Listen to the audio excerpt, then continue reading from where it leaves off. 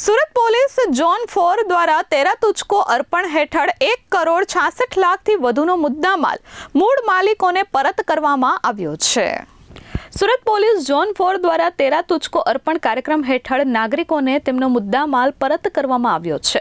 સુરત શહેરના વિવિધ પોલીસ મથક વિસ્તારના નાગરિકોને 1,66,49,000થી વધુની મત્તા પરત સોંપવામાં આવી છે।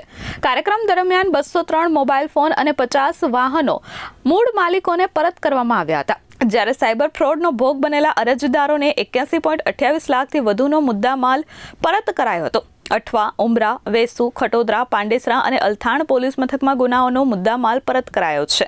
ચોરી કે લૂંટમાં ગયેલા 9.44 લાખથી વધુની કિંમતના દાગીના મૂળ માલિકોને પરત સોંપાતા તેઓએ ખુશી વ્યક્ત કરી હતી। પોલીસ તપાસમાં રિકવર કરાયેલા 17.81 લાખથી વધુની રોકડ રકમ નાગરિકોને પરત આપવામાં આવી હતી।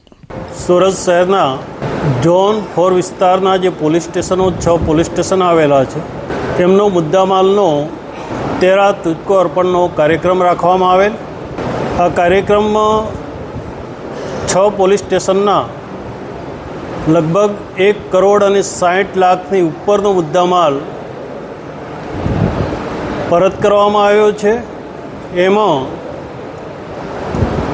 ગરફોડમાં જે દાગીના ગયેલા એ દાગીના, ચોરીમાં જે વાહનો મોટરસાયકલ 4 વ્હીલર જે ચોરી થયેલી 50 વાહનો અને જે મોબાઈલ ચીલ ઝડપ અને ચોરી થયેલી ગુમ થયેલા એવા મોબાઈલો લગભગ 203 મોબાઈલો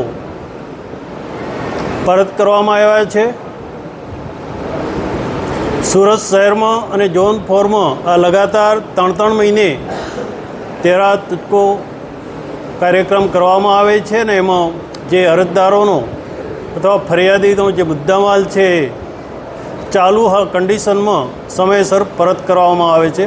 આમાં ઝોનના પોલીસ ઇન્સ્પેક્ટર, એસીપી અને ડીસીપીએ કોર્ટ જોડે સંકલન કરી અને આ કાર્યક્રમ રાખવામાં આવેલો હતો।